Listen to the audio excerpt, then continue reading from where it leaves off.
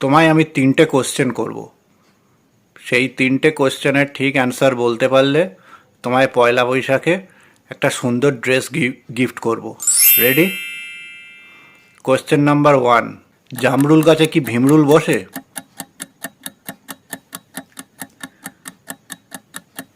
বসে না, ঠিক আছে। ঠিক না ভুল? ভুল। সেকেন্ড কোশ্চেন, আতা আর ডালিমের মধ্যে পার্থক্য কি? আতা গ্রিন কালারের হয়, ডালিম রেড কালারের হয়। আর পাকলে?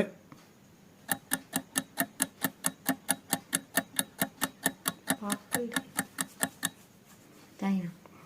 উত্তরটা হবে আতা গাছে তোতা পাখি বসে আর ডালিম গাছে মৌ বসে। 3 নম্বর কোশ্চেন, খুব সোজা।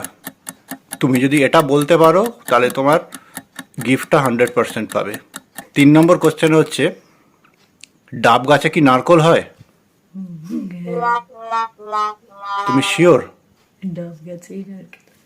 আর নারকোল গাছে কি ডাব হয়? হ্যাঁ। তুমি শিওর?